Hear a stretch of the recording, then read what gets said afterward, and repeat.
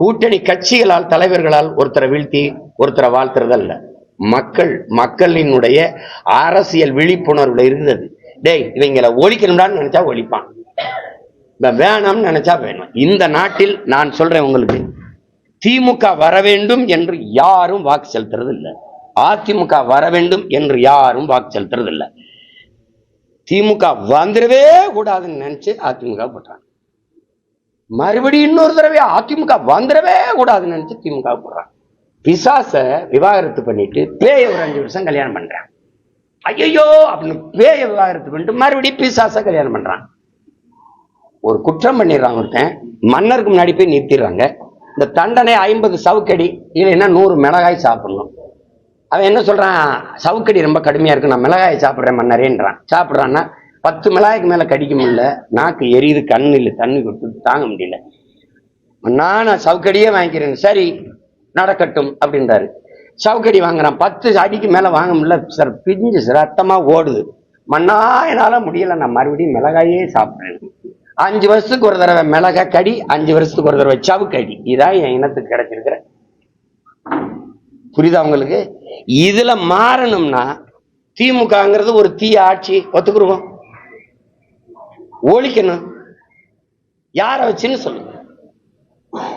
தீமையை எப்படி தீமையை வச்சு ஒழிப்பீங்க? நபிகளார்ட்ட போய் தீமையை எப்படி ஒழிப்பீங்கன்னு கேட்கும்போது நபிகள் நாயகம் அலைஹிஸ்ஸலாம் அவர்கள் சொன்னது, நபி தீமையை நன்மையை வச்சுதாண்டா ஒழிப்பேன், நேர்மையை வச்சுதாண்டா ஒழிப்பேன். திமுகவை அதிமுக வச்சு எப்படி ஒழிப்பீங்க? அப்புறம் இந்த தீமையை எந்த தீமையை வச்சு ஒழிப்பீங்க? நெருப்பை வச்சு எப்படி அனுப்பீங்க? ஒரு தண்ணி வேணும்ல, அது யாரு?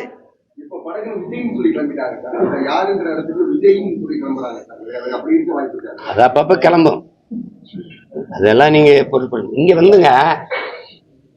ஒருத்தர் வரும்போது நீங்க ஒரு நேர்காணலுக்கு வர்றீங்க, ஒரு தேர்வுக்கு வர்றீங்க. வரும்போது அது இன்டர்வியூன்னு சொல்றோம்ல, வர்றீங்க.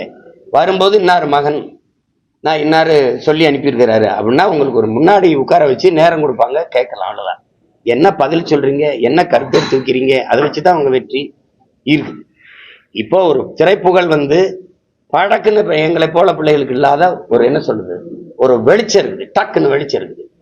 தொலைக்காட்சியில எங்களை காட்டுறதை விட அவங்களை காட்டுறது அதிகம் இருக்கு. உங்களுக்கு தரவரிசையில அவரை பற்றி செய்தியை போட்டா பார்வையாளர்கள் நீங்க நினைக்கிறீங்க, இது தவறில்லை.